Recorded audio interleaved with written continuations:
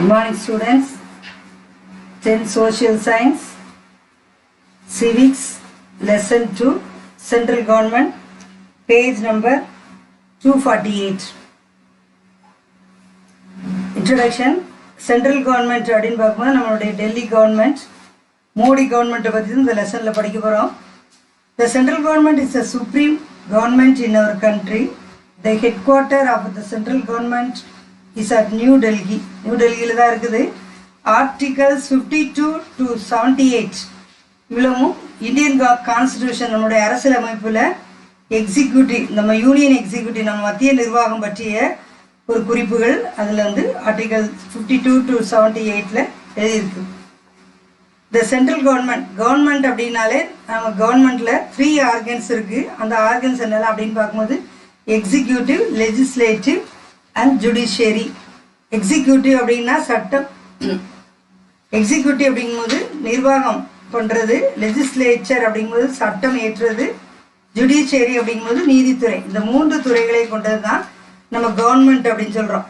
அது லெஜிஸ்லேச்சர் முதல்ல சட்டமேற்ற வேலை நடக்கும், அப்புறம் அதை நிர்வாகம் பண்ணுற எக்ஸிக்யூட்டிவ் பவர்ஸ் நடக்கும், அப்புறம் ஜுடிஷியரி நீதிமன்றம் மூலமாக நீதி செய்கிறது. இது எல்லாமே தான் நம்மளுடைய அரசாங்கம் அப்படின்னு சொல்லி நம்ம பார்க்குறோம். The union executive consist of the president of India, the vice president and the council of ministers headed by the prime minister. Prime minister மட்டும் ஆட்சி செய்தது இல்லை, அது போக நமக்கு பிரசிடென்ட் இருக்கிறாங்க, ஜனாதிபதி பிரசிடென்ட் இருக்கிறாங்க, அடுத்த கவுன்சில் ஆஃப் மினிஸ்டர்ஸ் நிறைய அமைச்சர்கள் இருக்கிறாங்க. எம்பின்னு சொல்கிறாங்க, மெம்பர் ஆஃப் பார்லிமெண்ட். இந்த மினிஸ்டர்ஸும் நம்ம சென்ட்ரல் கவர்மெண்ட்டில் ஆட்சி செய்யக்கூடியவங்க தான். பிரைம் மினிஸ்டர் அந்த attorney general of India.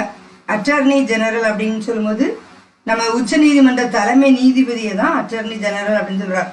The legislator is known as the parliament. சட்டமேற்றதை தான் நம்ம என்ன சொல்கிறோம், அதுதான் பார்லிமெண்ட் அப்படின்னு சொல்லி சொல்கிறோம். இது சென்ட்ரல் கவர்மெண்ட்டில் நம்ம பார்லிமெண்ட் அப்படிங்கிற ஒரு அமைப்பு இருக்குது, அதில் தான் சட்டங்கள் இயற்றப்படும். இந்த கவர்மெண்ட்டுடைய ஸ்ட்ரக்சர் அப்படிங்க கொடுத்துருக்கு. சென்ட்ரல் கவர்மெண்ட் அப்படிங்கும்போது ஃபஸ்ட்டு நம்ம பார்க்கும்போது லெஜிஸ்லேச்சர், பார்லிமெண்ட், அது சட்டமேற்றது தான் பார்லிமெண்ட் கொடுத்துருக்கு. சென்ட்ரலில் உள்ளது ராஜ்யசபா, லோக்சபா. பார்லிமெண்ட்டில் 2 அவைகள் இருக்குது, 2 சபை இருக்குது. ஒன்று மேல் சபை, கீழ் சபை அப்படின்னு சொல்லலாம், இல்லைனா அப்பர் ஹவுஸ், லோயர் ஹவுஸ்ன்னு சொல்லலாம். ராஜ்யசபா, லோக்சபா அப்படின்னும் சொல்லலாம். எல்லாமே ஒன்று தான். பார்லிமெண்ட்டில் 2 சபாஸ் இருக்குது, ராஜ்யசபா, லோக்சபா அப்படின்னு சொல்லி 2 அமைப்புகள் அங்கே இருக்குது. இந்த ராஜ்யசபா அப்படிங்கும்போது மேல் சபை, அப்பர் ஹவுஸ், அதில் 230 மெம்பர்ஸ் அதில் வந்து எலெக்டட் பண்ணப்பட்டு இருப்பாங்க. அப்புறம் 12 நாமினேட்டட் பிரசிடென்ட், அவங்களும் அதே ராஜ்யசபாவில் இருப்பாங்க. லோக்சபா இதுதான் நம்மளுடைய ரொம்ப முக்கியத்துவம் வாய்ந்த ஒரு சபா தான் லோக்சபா. அது மக்கள் சபை அப்படின்னு சொல்லப்படுது. அந்த அப்பர் ஹவுஸ் அதில் தான் 543 எலெக்டட் மெம்பர்ஸ், மக்களால் தேர்ந்தெடுக்கப்பட்ட உறுப்பினர்கள் லோக்சபாவில் இருப்பாங்க. இதுக்கு தான் பவர் ஜாஸ்தி. இதுதான் நம்ம வந்து பார்லிமெண்ட் அப்படிங்கிற முக்கியத்துவம் வந்து இந்த லோக்சபாவுக்கு தான் அதிகமாக கொடுக்கப்படுது. நம்ம ஓட்டு போட்டு தேர்ந்தெடுக்கப்பட்ட எம்பிஸ் வந்து இந்த லோக்சபாவில் தான் இருப்பாங்க. இந்த சைடில் உள்ள நம்ம பார்க்கும்போது எக்ஸிக்யூட்டிவ் நிர்வாக துறை என்னெல்லாம் அப்படி, லெஜிஸ்லேட்டர் சட்டம் இயற்றக்கூடிய எல்லாமே நம்ம இப்போ பார்த்தது. அடுத்து இது வந்து எக்ஸிக்யூட்டிவ் நிர்வாகத்துறை அப்படின்னு பார்க்கும்போது பிரசிடென்ட் ஆஃப் இந்தியா, பிரசிடென்ட் தான் அதில் ஃபஸ்ட்டு, அடுத்த வைஸ் பிரசிடென்ட், அடுத்து பிரைம் மினிஸ்டர், அப்புறம் கவுன்சில் ஆஃப் மினிஸ்டர்.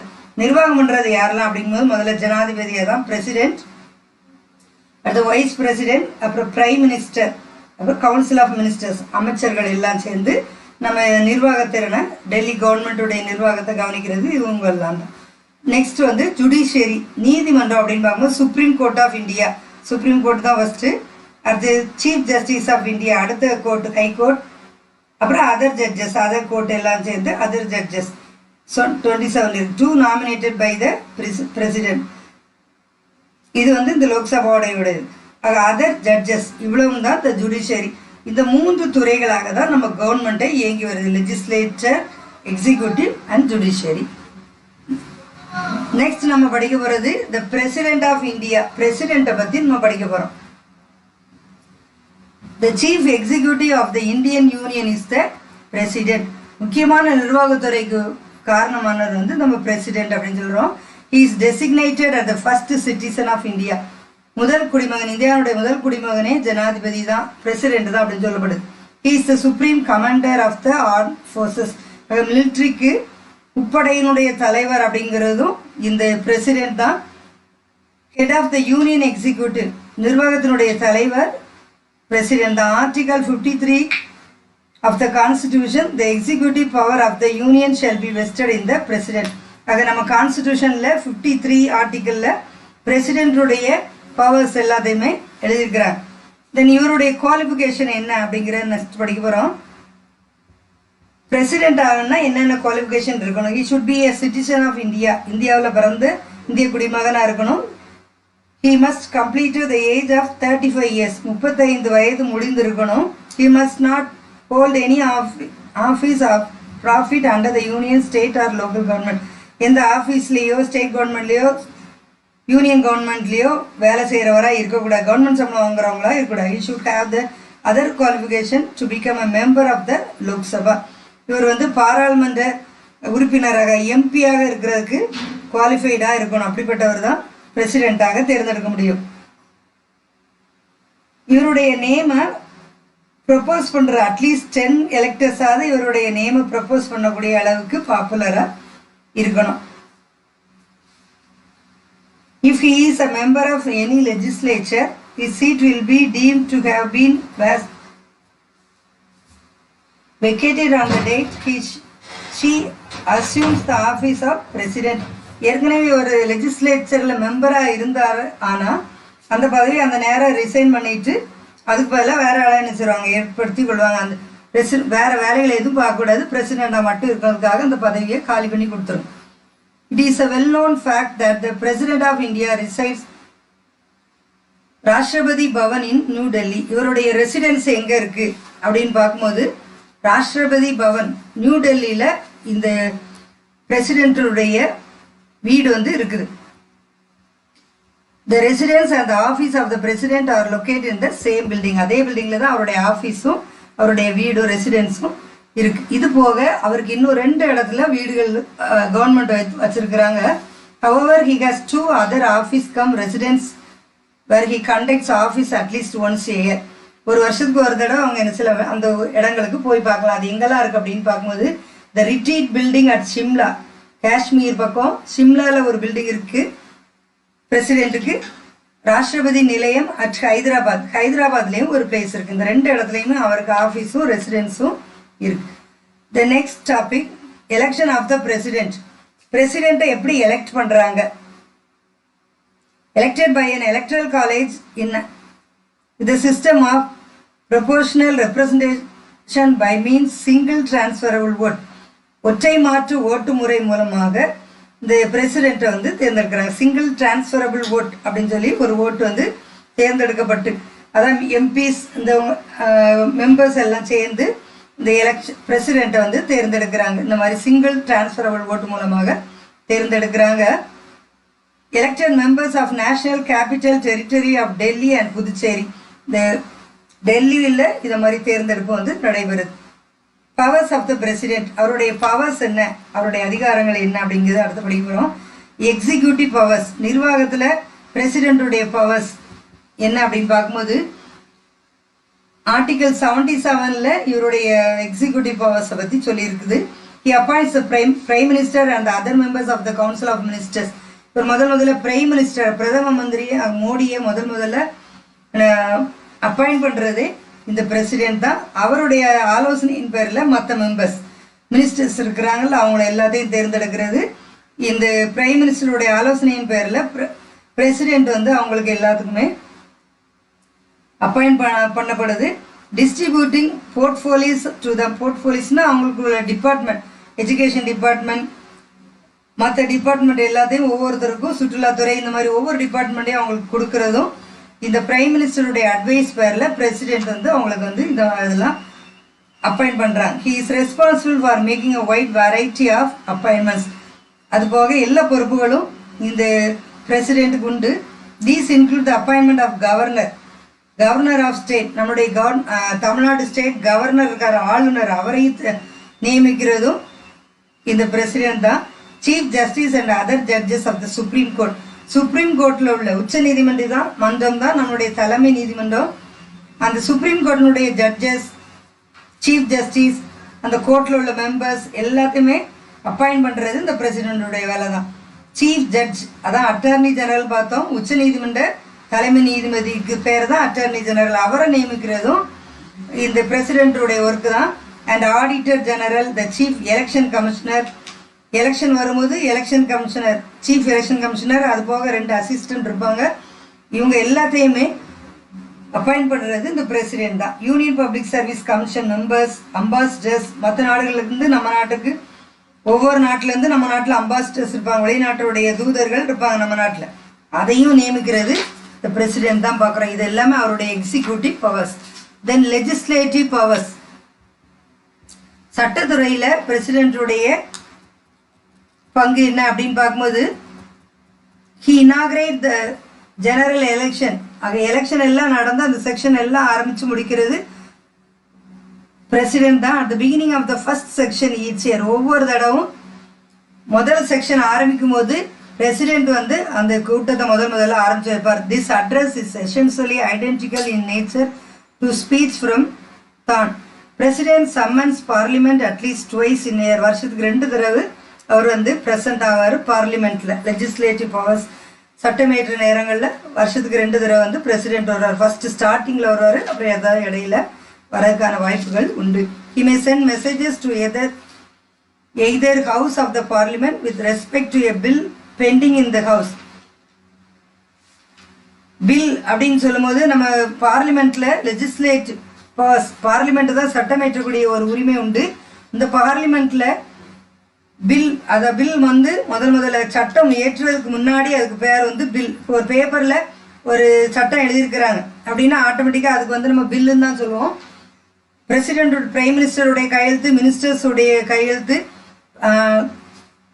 பிரசிடென்ட்டுடைய கையெழுத்து வச்ச பிறகுதான் அது வந்து நமக்கு ஆக்டாக, சட்டமாக பாஸ் பண்ணப்படும்.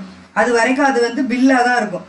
பில் பெண்டிங்காக இருந்தது அப்படின்னு சொன்னாலும் இந்த பிரசிடென்ட் வந்து மெசேஜ் அனுப்புறதுக்கான ரைட்ஸ் வந்து அவருக்கு உண்டு. All bills passed by the parliament become laws of acts. எல்லாமே பிரசிடென்ட்டுடைய கையெழுத்து பெற்ற பிறகு, அவருடைய ஒப்புதல் பெற்ற பிறகு மட்டுமே அது வந்து ஆக்டாக, சட்டமாக மாறும்.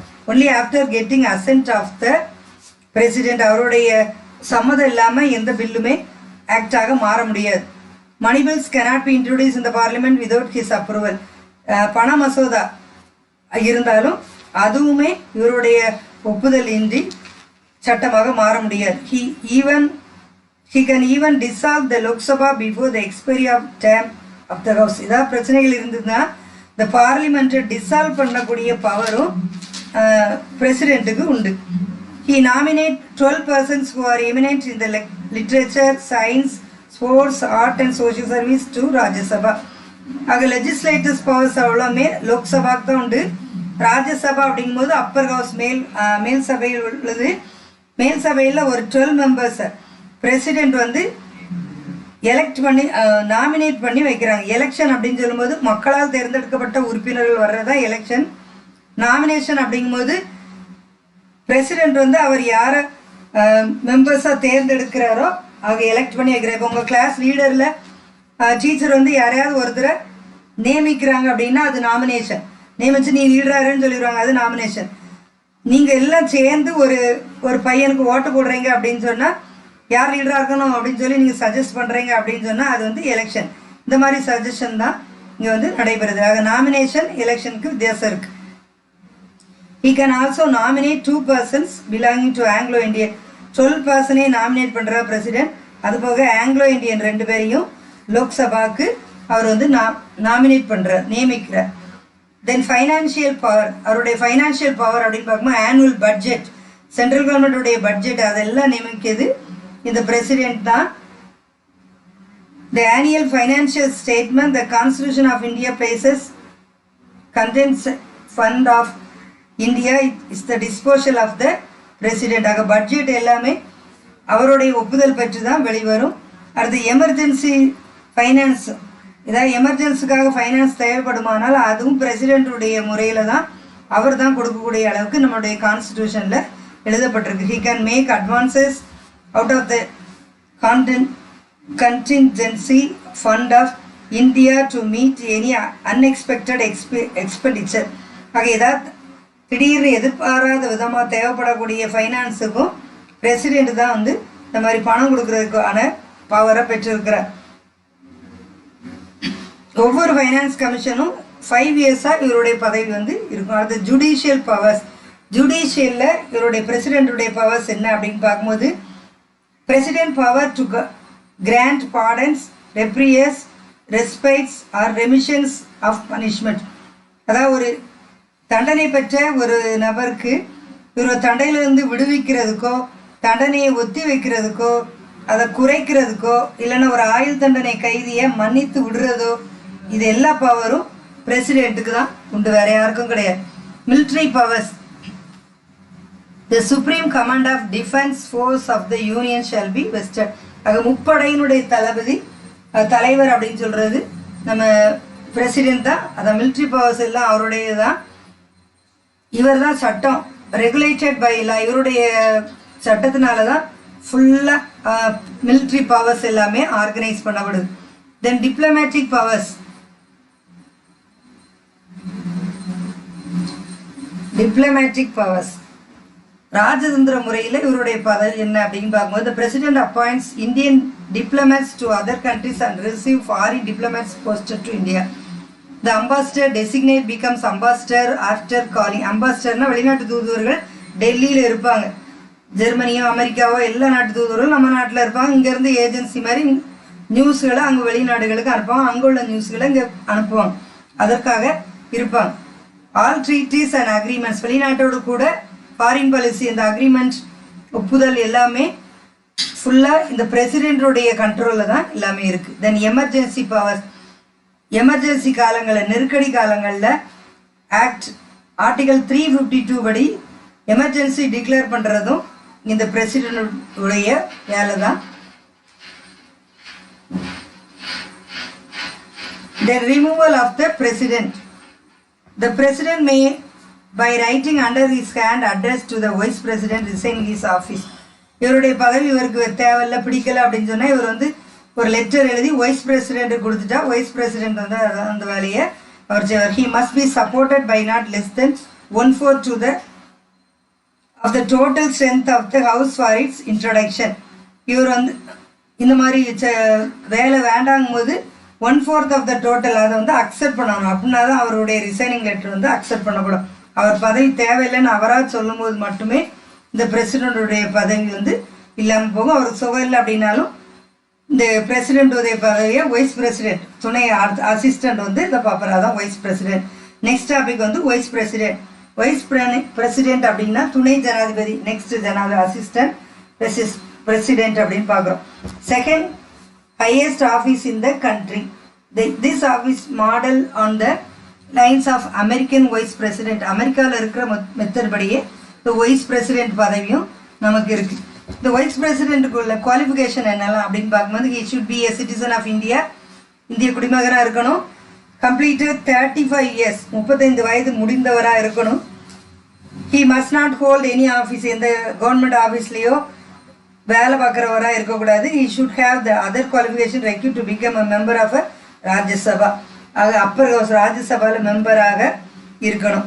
எலெக்ஷன் அந்த time of the vice president. இவருடைய எலெக்ஷன் எப்படி தேர்ந்தெடுக்கப்படுறாங்க அப்படின்னு பார்க்கும்போது, is elected not directly by the people but the method of indirect election. ஆக எம்பியால், பார்லிமெண்ட் மெம்பர்ஸால் தேர்ந்தெடுக்கப்படுறவர் தான் இந்த வைஸ் பிரசிடென்ட் அப்படின்னு பார்க்குறோம். இவருடைய டியூரேஷன், இவர் எவ்வளோ காலம் வேலை பார்க்குறாரு அப்படின்னா wise பிரசிடென்ட்டாக 5 years. he is eligible for re-election. அடுத்த எலெக்ஷனுக்கும் இவர் வந்து எலிஜிபிளாக இருக்கிறார். அடுத்த எலெக்ஷனில் இவர் பங்கெடுக்கிறதுக்கு வாய்ப்புகள் உண்டு. Chief justice of India works as president. இந்த வைஸ் பிரசிடென்ட்டுடைய வேக்கண்ட் இருந்ததுன்னா சீஃப் ஜஸ்டிஸ் ஆஃப் இந்தியா, நம்ம தலைமை நீதிபதி வந்து இந்த பிரசிடென்ட் வேலையை செய்யறதுக்கான வாய்ப்புகள் உண்டு. 1969 இதயதுல்லா அப்படிங்கிறவர் வந்து இந்த பிரசிடென்ட் ஒர்க்கை செய்திருக்கிறார். Removal of the vice president. இவர் எப்படி நீக்கப்படலாம் அப்படின்னு பார்க்கும்போது, vice president the council of states அது பார்லிமெண்ட் மாநிலங்களவையில் ஒரு மெஜாரிட்டி இல்லை அப்படின்னு சொல்லும்போது the house of the people அந்த இந்த members of the council of the states வந்து இவரோட பதவி நீக்கம் செய்யறதுக்கான வாய்ப்புகள் உண்டு. At least a minimum of 14 days has been given of such intention. இந்த இவர் வேலையை விட்டு நீக்க போகிறாங்க அப்படின்னு சொன்னால் அந்த 14 நாளுக்கு முன்னாடியே இவருக்கு அந்த இன்ஃபர்மேஷனை கொடுத்துருக்கணும். இந்த house of council of state மாநிலங்களவையில் உள்ள பீப்புள் வந்து அவரை பற்றி அவருக்கு இந்த முன் அறிவிப்பை தெரிவித்து தான் அவர் வந்து வேலையை விட்டு நீக்கிறதுக்கான வாய்ப்புகள் உண்டு. Then functions of the vice president அவருடைய பவர்ஸ் என்ன, அவர் என்னென்ன வேலையெல்லாம் பார்க்குறாரு அப்படின்னா he regulates the proceeding of the house மாநிலங்களவை ஆக மேல் சபையினுடைய கண்காணிப்பு வந்து இந்த வைஸ் பிரசிடென்டுடையது. He decide the order of the house upper ஹவுஸில் உள்ள அமைப்பு ராஜ்யசபா வந்து இவர் கண்காணிக்கிறார். அதில் உள்ள ரெசல்யூஷன் தீர்மானங்கள் எடுக்கிறார். இந்த president is unable to discharge his duties president வராத காலங்களில் அவருடைய இல்னஸில் அவருடைய ஆப்சன்ஸ் திடீர்னு ஃபாரின் எங்கேயா போயிடுவா 6 months லீவ் அப்படிங்கும் போது இந்த வைஸ் பிரசிடென்ட் வந்து அவருடைய பணியை மேற்கொள்வார். அடுத்து casting vote according to article 100 the constitution vice president only vote the சைவ் ஓவர் த பில் த ராஜ்யசபாவில் ஏதாவது ஓட்டு எதாவது போடணும் அப்படின்னு சொல்லும்போது இந்த பிரசிடென்ட் மட்டுமே இந்த பில் பாஸ் பண்ணுறதுக்கான ஓட்டை அவர் தான் மட்டுமே ஓட்டு போட்டு தேர்ந்தெடுக்கிறார். தென் நெக்ஸ்ட் டாபிக் இவ்வளோ நேரம் நம்ம படித்தது பிரசிடென்ட் வைஸ் பிரசிடென்ட். நெக்ஸ்ட் வந்து prime minister. The post of the Prime Minister of India has adopted Westminster model of constitutional democracy. இங்கிலாந்தில் உள்ள வெஸ்ட்மினிஸ்டர் காம்பவுண்ட் பேரால தான் நம்மளுடைய இந்த பிரைம் மினிஸ்டர் முறையே இந்தியாவுக்கு அறிமுகப்படுத்தப்பட்டது. நம்மளுடைய பிரைம் மினிஸ்டருக்கு தான் எக்ஸிக்யூட்டிவ் பவர்ஸ் எல்லாமே இருக்குது. பிரைம் மினிஸ்டரை நம்ம முதலே பார்த்தோம், பிரசிடென்ட் தான் பிரைம் மினிஸ்டர் நியமிக்கிறார். அவருடைய ஆலோசனையின் பேரில் மற்ற மினிஸ்டர்ஸ் எல்லாமே நியமிக்கப்படுறாங்க. The President administers to the ministers of oath of office of a secretary. A person who is not a member of parliament can be appointed as a minister. Parliament electionல selected ஆன மெம்பர்ஸை மட்டுமே அந்த மினிஸ்டராக prime minister அங்கே appoint பண்ணுறார். இவருடைய duties என்ன அப்படின்னு பார்க்க போகிறோம். பிரைம் மினிஸ்டருடைய duties functions of the prime minister distributes various departments.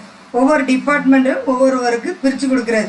கல்வித்துறை, சுற்றுலாத்துறை, மீன்வளத்துறை, சுகாதாரத்துறை, இது ஒவ்வொரு டிபார்ட்மெண்ட்டும் ஒவ்வொருவருக்கும் பிரித்து கொடுக்கறது இந்த பிரைம் மினிஸ்டருடைய வேலை தான். He decide the dates and the agenda of the meeting of the cabinet. அமைச்சரவை கூடுறதுடைய டேட் எல்லாத்தையும் மீட்டிங் கூடுறதுக்கான டேட் எல்லாத்தையும் அனௌன்ஸ் பண்ணுறது prime minister. 2 or 3 of his senior colleges when he does not convey a cabinet meeting informally. இவர் தான் 2 or 3 senior staff அவங்களோட கலந்து பேசி இந்த பிரைம் மினிஸ்டர் இந்த மாதிரி மீட்டிங்கை அரேஞ்ச் பண்ணுறார். Supervise the work of the various ministers. Prime minister தான் ஒவ்வொரு மினிஸ்டருடைய ஒர்க்கையும் சூப்பர்வைஸ் பண்ணிச்சு வரார். President all decisions of the Council of Ministers connecting to the government of the affairs, the union, the proposal of legislation. சட்டமேற்று முறையிலையும் முழுவதும் parliament வந்து prime மினிஸ்டருடைய ஆலோசனையின்படியில் தான் அது நடக்குது. The Prime Minister as the link between the President and the Council of Ministers. மினிஸ்டர்ஸ்க்கும் prime மினிஸ்டருக்கும் இடையே ஒரு நல்ல உறவையும் பிரசிடென்ட்டுக்கும் மினிஸ்டர்ஸுக்கும் இடையே எல்லாத்துக்கும் இடையே ஒரு நல்ல அமைப்பாக பாலமாக இயங்கி வர்றார் prime minister. Is the leader of the nation, chief spokesperson of the country. நம்ம நாட்டினுடைய ஒரு சிறந்த பேச்சாளராக தலைவராக நாட்டினுடைய தலைவராக இருக்கிறவர் பிரைம் மினிஸ்டர். ரெப்ரசன்ட் அவர் nations at all international conference like commonwealth, non align nations, SAARC. நம்ம நாட்டு சம்மந்தப்பட்ட மீட்டிங் காமன்வெல்த் மீட்டிங்லேயும் நான் அலைன் மூவ்மெண்ட் அப்படிங்கிற நம்ம அண்டை நாட்டோடுக்குள்ள மீட்டிங், சார்க் போன்ற அமைப்புகளில் உள்ள மீட்டிங் எல்லாத்துலேயுமே கலந்து கொள்கிறவர் நம்மளுடைய பிரைம் மினிஸ்டர் தான். அடுத்த கவுன்சில் ஆஃப் மினிஸ்டர்ஸ் அமைச்சரவை குழு அப்படின்னு பார்க்கும்போது prime minister appoint the council of minister. Prime minister தான் அமைச்சரவையில் உள்ள அமைச்சர்ஸ் அந்த மினிஸ்டர்ஸை வந்து எலெக்ட் பண்ணி வைக்கிறாரு. இந்த அமைச்சரவை அப்படிங்கும்போது இந்த மினிஸ்டர்ஸ் ஒவ்வொருத்தருக்கும் ஒரு டிபார்ட்மெண்ட் பிரித்து கொடுத்தது போக சில மினிஸ்டர்ஸ் இருப்பாங்க. அவங்கெல்லாம் இந்த மினிஸ்டர்ஸுடைய அவையில் இந்த கவுன்சில் ஆஃப் மினிஸ்டர்ஸில் இருப்பாங்க. இதில் ஒரு 3 டிவிஷன்ஸ் இருக்குது. Cabinet ministers, ministers of state, deputy ministers அப்படின்னு சொல்லி 3 வகை இருக்குது. கேபினெட் மினிஸ்டர்ஸ் அப்படின்னு பார்க்கும்போது சீனியர் மினிஸ்டர்ஸ், ஒரு சில மினிஸ்டர்ஸ் வந்து அட்மினிஸ்ட்ரேஷனை கவனிக்கிறதுக்காக நம்ம நாட்டினுடைய டிஃபென்ஸ், பாதுகாப்பு, ஃபைனான்ஸ், எக்ஸ்டர்னல் அஃபேர்ஸ் இதை மட்டும் கவனிக்கிறதுக்காக ஒரு சில மினிஸ்டர், அமித்ஷா மாதிரி உள்துறை அமைச்சராக இருக்கிற ஒரு சில மூத்த அதிகாரிகள் இருப்பாங்க இந்த கேபினெட் மினிஸ்டர்ஸில். The next ministers of state, ராஜாங்க அமைச்சர்கள் அப்படின்னு சொல்லப்படுது. இவங்க வந்து அவங்களுக்கு அசிஸ்டன்ட் மாதிரி பணி செய்கிறாங்க. தே டூ நாட் பார்ட்டிசிபேட் இந்த மீட்டிங். எந்த மீட்டிங்லேயுமே அவங்க கலந்து கொள்ள மாட்டாங்க. அவங்கள திடீர்னு அழைப்பு கொடுத்தா மட்டுமே அவங்க கலந்து கொள்வாங்க. அப்படிப்பட்ட மினிஸ்டர்ஸும் இருக்கிறாங்க. அடுத்து டெப்டி மினிஸ்டர்ஸ், இதுவும் அசிஸ்டன்ட் மினிஸ்டர்ஸ் தான். இவங்களும் இந்த கேபினெட் மினிஸ்டர்ஸ்க்கும் மினிஸ்டர்ஸ் ஆஃப் ஸ்டேட்டுக்கும் ஹெல்ப் பண்ணுறதுக்கான ஒரு மினிஸ்டர்ஸ் அப்படின்னு கொடுத்துருக்கு. தென் நெக்ஸ்ட் டாபிக் நம்ம படிக்க போகிறது பார்லிமெண்ட். பார்லிமெண்ட்னா என்ன அப்படின்னு படிக்க போகிறோம். பார்லிமெண்ட் முதலே நம்ம பார்த்தோம் ஒரு டிவிஷனில். பார்லிமெண்ட்டில் லோக்சபா, ராஜ்யசபான்னு 2 அவை இருக்குது. அதில் பிரசிடென்ட், பிரைம் மினிஸ்டர் இவங்கெல்லாம் இருக்கிறாங்கன்னு பார்த்தோம். நம்மளுடைய பார்லிமெண்ட் வந்து பை கேமரல் அப்படின்னு சொல்லி, பை கேமரல் லெஜிஸ்லேச்சர் அப்படின்னு சொல்லி சொல்லப்படுது. பை கேமரல் அப்படின்னா ஈரவை. ஈரவைங்க லோக்சபா, ராஜ்யசபா அப்படின்னு சொல்லி 2 சபைகளை கொண்டது. ராஜ்யசபாங்கிறது அப்பர் ஹவுஸ், மேல் சபை. அதில் 250 மெம்பர்ஸ் இருக்கிறாங்க. 238 ரெப்ரசன்ட் தட் ஸ்டேட். இவங்கெல்லாம் இன்டைரக்ட் எலெக்ஷன் மூலமாக தேர்ந்தெடுக்கப்பட்டு இருக்கிறாங்க. 12 நாமினேட்டட் மெம்பர்ஸ், பிரசிடென்டால் நாமினேட் பண்ணப்பட்ட மெம்பர்ஸும் அந்த ராஜ்யசபாவில் இருக்கிறாங்க. ராஜ்யசபாவுக்கு தேர்ந்தெடுக்கிறதுக்கான குவாலிஃபிகேஷன் என்ன அப்படின்னு பார்க்கும்போது he should be a citizen of India, இந்திய குடிமகனாக இருக்கணும். 30 இயர்ஸ் கம்ப்ளீட்டடாக இருக்கணும். எந்த ஆஃபீஸில் கவர்மெண்ட் வேலை பார்க்குறவங்களா இருக்கக்கூடாது. He should be a person with sound mind and monetarily solvent. ஆக இவர் வந்து சவுண்ட் மைண்டுனா நல்ல மனநிலை உடையவராக, மென்டலாக இருக்கக்கூடாது, நல்ல மனநிலை உள்ளவங்களாக இருக்கணும். கடன் வாங்கினா அது திருப்பி கட்டக்கூடிய அளவுக்கு நல்ல சொத்து வசதி உள்ளவங்களாகவும் இருக்கணும். He should not be the member of Lok Sabha. லோக்சபாலே எதுலேயும் மெம்பர்ஸாக இருக்கக்கூடாது. அப்படி இருந்தால் உடனே அதை ரிசைன் பண்ணணும். டேர்ம் ஆஃப் ஹவுஸ், ராஜ்யசபா அப்படின்னு கொடுத்துருக்கு. ராஜ்யசபாங்கும் போது அப்பர் ஹவுஸ். ராஜ்யசபா ஆல்ரெடி நம்ம படிச்சுட்டே வந்தது தான். வைஸ் பிரசிடென்ட் தான் அதனுடைய தலைவர். எந்த மணி பில்லுமே ராஜ்யசபாவில் பவர் கிடையாது. லோக்சபாவில் தான் அந்த மணி பில் வந்து பவர் பண்ணப்பட்டு லோக்சபா அந்த ராஜ்யசபாவுக்கு இன்ட்ரோடியூஸ் பண்ணப்படும். அவங்க 14 நாளைக்குள்ளே அதை வந்து திருப்பி கொடுக்காட்டாலுமே, ராஜ்யசபா வந்து ஒப்புதல் அளிக்காட்டாலுமே அதில் லோக்சபாவில் தானாகவே அது சட்டமாயிடும். அந்த அளவுக்கு பவர்லெஸ் தான் இந்த ராஜ்யசபா அப்படின்னு பார்க்குறோம். The next election. எலெக்ஷன் அப்படின்னு பார்க்கும்போது 5 இயர்ஸ்க்கு ஒருக்கா நம்ம ஸ்டேட் சென்ட்ரல் கவர்மெண்ட் எலெக்ஷன் வருது. ஸ்டேட் லெஜிஸ்லேட்டிவ் அசம்பிளி சட்டமேற்றும் துறை மூலமாக இந்த டைரக்ட் எலெக்ஷன், இன்டைரக்ட் எலெக்ஷன் வருது. லோக்சபாவுக்கு வந்து டைரக்ட் எலெக்ஷன், ராஜ்யசபாவுக்கு வந்து இன்டைரக்ட் எலெக்ஷன். லோக்சபா அப்படின்னு பார்க்கும்போது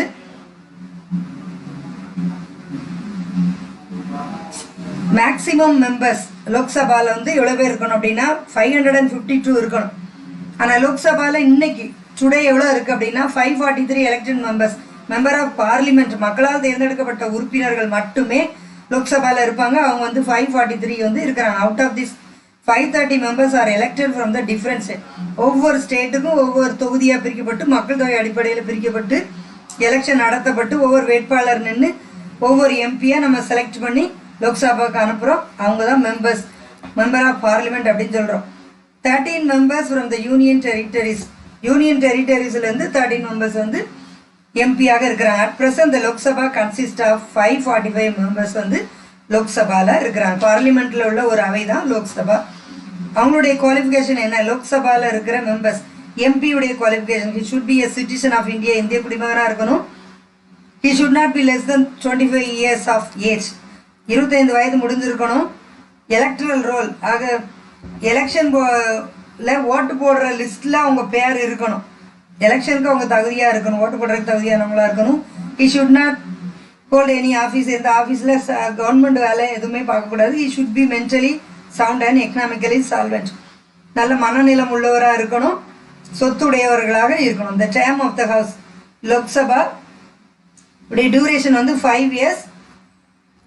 The term of on the advice of the Prime Minister, Prime Minister உடைய தலைவர், எமர்ஜென்சி ப்ரொவிஷன், கான்ஸ்டிடியூஷன், பிரசிடென்ட் உடைய ஆலோசனையின் பேரில் பிரைம் மினிஸ்டர் இந்த லோக்சபாவை ஆட்சி செய்கிறார் அப்படின்னு பார்க்குறோம். மெஜாரிட்டி சப்போர்ட் இந்த ஹவுஸ், யார் மெஜாரிட்டியாக எந்த கட்சி மெஜாரிட்டி பெரும்பான்மையாக வருதோ அந்த கட்சியினுடைய தலைவர் தான் பிரைம் மினிஸ்டர் அப்படின்னு பார்க்குறோம். The members of the Lok Sabha are directly elected by the people. லோக்சபாவில் உள்ள people யார் அப்படின்னா மக்களால் தேர்ந்தெடுக்க, directly elected by the people. அப்படி மக்களால் தேர்ந்தெடுக்கப்பட்ட உறுப்பினர்கள் மட்டுமே லோக்சபாவில் இருப்பாங்க. Universal adult franchise is followed while electing the members of the Lok Sabha. வயது வந்தோர் வாக்குரிமை, 18 வயது முடிந்தவங்க மட்டுமே ஓட்டு போட முடியும். அப்படி ஓட்டு போட்டவங்க தேர்ந்தெடுக்கப்பட்டவங்களால் வந்தவங்க தான் இந்த லோக்சபாவில் உள்ள மெம்பர்ஸ், அதுதான் எம்பி அப்படின்னு நம்ம சொல்கிறோம். ஃபங்க்ஷன்ஸ் ஆஃப் லோக்சபா, லோக்சபானுடைய பவர்ஸ் என்ன அப்படின்னு பார்க்கும்போது bill can be introduce and pass, சட்டம் ஏற்றுவது தான் இந்த லோக்சபானுடைய முக்கிய பணி. இந்த case of impeachment of president and the judges of the supreme court, ராஜ்யசபாவுக்கும் இந்த பிரசிடென்ட் ஜட்ஜஸ் இவங்களை நியமிக்கிறதும் இந்த லோக்சபாவுடைய வேலை. பாசிங் எனி பில், எந்த பில் ஆனாலும் அது சட்டமாக்கக்கூடியது இந்த லோக்சபாவில் தான் நடக்கும். நெக்ஸ்ட் டாபிக் நம்ம படிக்க போகிறது ஸ்பீக்கர். ஸ்பீக்கர் அப்படிங்கும்போது சபாநாயகரை தான் அங்கே ஸ்பீக்கர்னு சொல்லி நம்ம சொல்கிறோம். The Lok Sabha is president over by the speaker. லோக்சபாவை யார் நடத்துவா அப்படின்னு சொல்லும்போது இந்த மீட்டிங்கை கண்டக்ட் பண்ணுறதுக்கு அமைதின்னு கத்திட்டு ஒருத்தர் இருப்பார்ல, அவர் பேர் தான் இது speaker. Speaker who is selected by his members, இந்த மெம்பர் ஆஃப் பார்லிமெண்ட்ல உள்ளவங்க எல்லாரும் சேர்ந்து ஒரு சபாநாயகரை தேர்ந்தெடுப்பாங்க, அவர் தான் ஸ்பீக்கர். அவர் வந்து வேற நாட்டுக்கு உள்ளவராக இருப்பார்.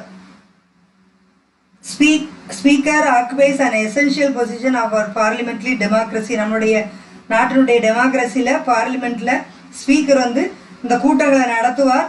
கூட்டத்தில் ஏதாவது காரசாரமான விவாதங்கள் நடக்கும்போது ஏதாவது பிரச்சனைகள் வந்துன்னா அப்படியே கூட்டத்தை ஒத்தி வைக்கிறதும் கூட்டம் என்னைக்கு நடத்தப்படும் அப்படிங்கிற அறிவிப்பு கொடுக்கறதும் இந்த ஸ்பீக்கருடைய வேலை. A new speaker is selected by the new Lok Sabha.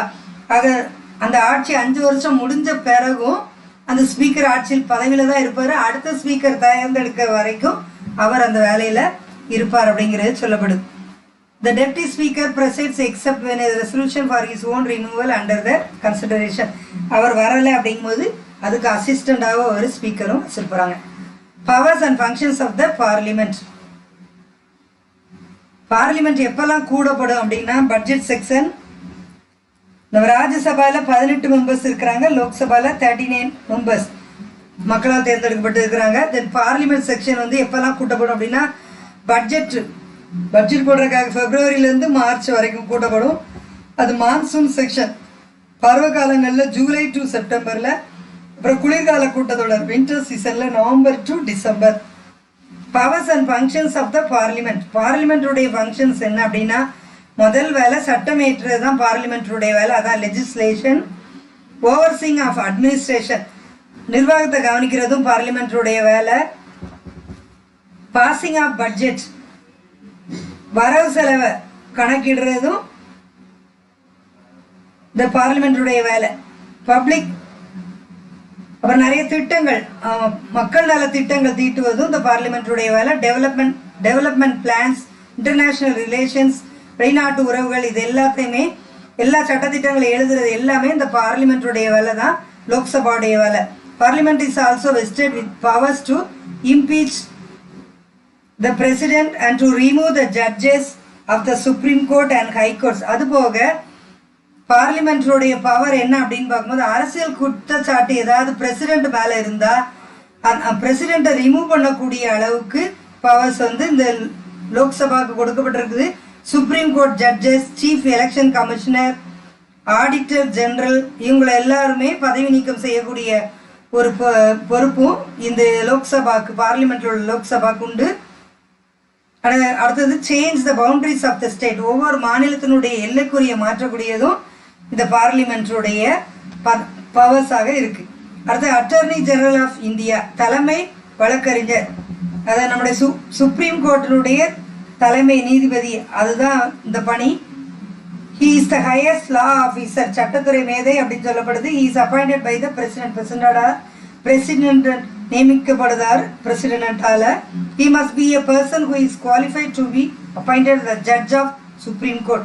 இவர் வந்து சுப்ரீம் கோர்ட் ஜட்ஜாக அப்பாயிண்ட் பண்ணப்படுறார். He may be removed by the president at any time. பிரசிடென்டால ரிமூவ் பண்ணப்படுறதுக்கான வாய்ப்புகளும் இருக்கு. இவர் தேவையில்லைன்னா இவர் பதவியை பிரசிடென்ட்டை ரிசைன் பண்ணதுக்கான வாய்ப்பும் சட்டத்தில் எழுதப்பட்டிருக்கு. அட்டர்னி ஜெனரலுடைய ஃபங்க்ஷன்ஸ், அவருடைய வேலை என்ன அப்படின்னா சட்டத்துறையில் சட்டங்கள் ஏற்றுறதும் சட்டத்துறையில் உள்ள லீகல் அட்வைசர் எல்லாமே இவருடைய வேலை தான். இவர் வந்து எம்பிக்குள்ள பதவி இவருக்கு உண்டு. இவரும் பாராளுமன்ற உறுப்பினராகவும் அங்கே இருப்பார். எம்பிக்குள்ள திட்டங்கள் எல்லாமே இந்த அட்டர்னி ஜெனரலுக்கு எல்லா பதவியுமே பவர்ஸுமே கொடுக்கப்பட்டிருக்கு. He has the right to speak and take part in the proceeding of the both house of the parliament. Upper house lower house ரெண்டுலையுமே சட்டங்களை பேசுறதுக்கான ஃபுல் ரைட்டும் இவருக்கு கொடுக்கப்படுது. அவருக்கு ஓட்டு போடுறதுக்கான ரைட்ஸ் அங்கே வந்து அவருக்கு கொடுக்கப்படலை. He enjoy all the privileges and immunities that are available to a member of parliament.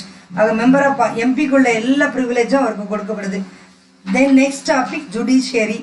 ஜுடிஷியரினா நீதிமன்றம். நீதித்துறையில் உள்ள முக்கியமானது வந்து third organ of the government. மூணாவது ஆர்கன். ஃபர்ஸ்ட் லெஜிஸ்லேச்சர், அப்புறம் எக்ஸிக்யூட்டிவ், அடுத்தது வந்து ஜுடிஷியரி. இது சுப்ரீம் கோர்ட்டு தான் நமக்கு உச்ச நீதிமன்றம் தான் நம்முடைய தலைமை நீதிமன்றம் அப்படின்னு சொல்லப்படுது. இது வந்து நம்ம சட்டத்தினுடைய பாதுகாவலன் அப்படின்னு சொல்லி இது அழைக்கப்படுது. Supreme court is the guardian of the constitution அப்படின்னு சொல்லப்படுது. லெஜிஸ்லேச்சர் அண்ட் எக்ஸிக்யூட்டிங் விங், இந்த ரெண்டு துறைகளில் ஏதாவது குற்றங்கள் நடைபெற்றால் சுப்ரீம் கோர்ட் மூலமாக அது தீர்த்து கொள்ளப்படுது. இந்த supreme court of India new டெல்லியில் இருக்குது. இதனுடைய அமைப்பு என்ன அப்படின்னு பார்க்கும்போது 8 ஜட்ஜஸ். 1950 8 ஜட்ஜஸால் தொடங்கப்பட்டது. சீஃப் ஜஸ்டிஸோட 8 ஜட்ஜஸ். ஆனால் இப்போ 34 ஜட்ஜஸ் வந்து இந்த சுப்ரீம் கோர்ட்டில் இருக்கிறாங்க. இந்த chief justice supreme court of India இவங்களை யார் நியமிக்கிறா அப்படின்னா பிரசிடென்ட் நியமிக்கிறாங்க. அதுபோக காலேஜியஸ் ஆஃப் சீஃப் ஜஸ்டிஸ் மூத்த நீதிபதிகள் கொண்ட குழுவும் இவங்களை நியமிக்கிறது. இவருடைய குவாலிஃபிகேஷன், சுப்ரீம் கோர்ட் ஜட்ஜ் ஆகிறதுக்கான குவாலிஃபிகேஷன் என்ன அப்படின்னா he must be a citizen of India, இந்திய குடிமகனாக இருக்கணும். ஹைகோர்ட்டில் அட்லீஸ்ட் 5 இயர்ஸாக ஒர்க் பண்ணியிருக்கணும். Work as an advocate of high court 10 வருஷம் அட்வொகேட்டாகவும் பணிபுரிந்திருக்கிறனும். டிஸ்டிங்விஷ் ஜூரிஸ்ட் ஆக சட்ட வல்லுநராக பிரசிடென்டால ஒப்பீனியன், அவருடைய ஒப்பீனியன் பெற்றவராகவும் இருக்கணும். சுப்ரீம் கோர்ட்டுனால எல்லா சட்டத்திட்டங்களும் தீர்த்து வைக்கப்படுது. இவங்களுடைய பதவி காலம் அப்படின்னு பார்க்கும்போது 65 இயர்ஸ் வரைக்கும் இவங்க வந்து பணிபுரியலாம். இந்த supreme court has its permanent seat in new டெல்லியில் இருக்குது. Powers and functions. The cases which are brought direct original jurisdiction. ஆக powers and functions of the supreme court. Supreme கோர்ட்டோட பவர்ஸ் என்ன அப்படின்னா ஒரு 5 பவர்ஸ் மட்டும் இருக்குது. ஒரிஜினல் ஜூரிடிக்ஷன் அப்படின்னா தனக்கே உரிய நீதி. ஒவ்வொரு கவர்மெண்ட்ல இருந்து வரக்கூடிய குற்றங்கள் எல்லாத்தையும் தீர்த்து வைக்கிறது இந்த சுப்ரீம் கோர்ட்னு பார்க்குறோம். என்னெல்லாம் தீர்த்து வைக்க அப்படின்னு பார்க்கும்போது between the government of India, கவர்மெண்ட்டுக்கும் மற்ற ஹைகோர்ட்டுக்கும் இடையே உள்ள பிரச்சனைகளை தீர்த்து வைக்குது. பிட்வீன் 2 or more ஸ்டேட், 2 ஸ்டேட்டுக்கு இடையே உள்ள பிரச்சனைகளையும் சுப்ரீம் கோர்ட் தீர்த்து வைக்குது. அடுத்து ஃபண்டமெண்டல் ரைட்ஸ், அதையும் தீர்த்து வைக்குது. இது வந்து சுப்ரீம் கோர்ட் தீர்த்து வைக்குது. அடுத்து அப்பீலேட் ஜூரிடிக்ஷன், மேல்முறையீட்டு நீதிமன்றமாக சுப்ரீம் கோர்ட் திகழுது. Supreme court has appeals against the high court in civil, criminal and constitution. மற்ற கோர்ட்டில் உள்ள சிவில், கிரிமினல், கான்ஸ்டிடியூஷன் எல்லா பகுதிகள், சிவில் முறையில், கிரிமினல் குற்றவியலில், அரசியலமைப்பு சார்ந்த சட்டங்கள் எல்லாத்தையுமே தீர்த்து வைக்குது. High court certificates that the case invites a substitutional law. Court ஏதாவது சர்டிஃபிகேட் பண்ணணும் அப்படின்னா மற்ற கோர்ட்லேருந்து ஏதாவது சர்டிஃபிகேட் கொடுத்துருந்தா மட்டுமே மேல்முறையீட்டு நீதிமன்றமாக இந்த சுப்ரீம் கோர்ட் வந்து செயல்படும். அட்வைசரி ஜுடிக்ஷன், ஏதாவது ஆலோசனை கொடுக்கக்கூடிய நீதிமன்றமாக சுப்ரீம் கோர்ட் இருக்குது. எல்லா ஹைகோர்ட், டிஸ்ட்ரிக்ட் கோர்ட், இந்த கோர்ட்டினுடைய எல்லா கோர்ட்டுக்குமே அட்வைஸ் பண்ணக்கூடியது இந்த சுப்ரீம் கோர்ட் அப்படின்னு நம்ம பார்க்குறோம். பிரசிடென்ட்டும் இந்த சுப்ரீம் கோர்ட்டை ஆளுகை செய்யக்கூடிய தன்மை பிரசிடென்ட்டுக்கும் உண்டு. மிஸ்லேனியஸ் ஜுடிக்ஷன், அதுபோக இதர பணிகள் என்ன அப்படின்னு பார்க்கும்போது எல்லா கோர்ட்டையும் நிர்வகிக்கக்கூடிய தன்மை இந்த சுப்ரீம் கோர்ட்டுக்கு உண்டு. ஆல் கோர்ட்ஸ் இது இந்த டெரிட்டரி ஆஃப் இந்தியா, ஆக எல்லா கோர்ட்டையும் பைண்ட் பண்ணக்கூடிய ஒரு அமைப்பு தான் இது சுப்ரீம் கோர்ட்டுன்னு பார்க்குறோம். Rules for regulating generally the practice and procedure of court with the approval of the president. Supreme court தான் எல்லா கோர்ட்டுக்கும் உள்ள ப்ரொசீஜர் எல்லாத்தையுமே எழுதி கொடுத்துருக்கு. தென் ஜுடிஷியல் ரிவ்யூ, இது ஒரு முக்கியமானது. நீதி புனராய்வு, ஆக இது நம்ம நீதிமன்றத்துக்கு கொடுக்கப்பட்டிருக்குது. அரசியல் சட்டத்துக்கு புறமானது, அரசியல் சட்டத்துக்கு விரோதமாக எந்த சட்டத்திட்டங்களும் இருந்தால் அது மறு ஆய்வு செய்யக்கூடியது சுப்ரீம் கோர்ட்டுக்கு மட்டுமே உண்டு. பிட்வீன் த சென்ட்ரல் அண்ட் ஸ்டேட்டுக்குள்ளது அந்த ப்ரொவிஷன்ஸ் ஆஃப் த கான்ஸ்டிடியூஷன் அதை தீர்த்து வைக்கிறது சுப்ரீம் கோர்ட். ஃபண்டமெண்டல் ரைட்ஸை பாதுகாக்கிறது சுப்ரீம் கோர்ட். சட்டமேற்றும் அதிகாரம் அதுவும் ஃபுல்லாக அதுக்கு சட்டமன்றத்துக்கு எதிராக ஏதாவது ஒரு சட்டங்கள் ஏற்றப்பட்டிருந்ததுன்னா, கான்ஸ்டிடியூஷனுக்கு எதிராக ஏதாவது சட்டங்கள் ஏற்றப்பட்டிருந்தால் அதை மாற்றி அமைக்கக்கூடிய உரிமை இந்த ஜுடிஷியல் ரிவ்யூக்கு உண்டு. இதோட லெசன் ஓவர்.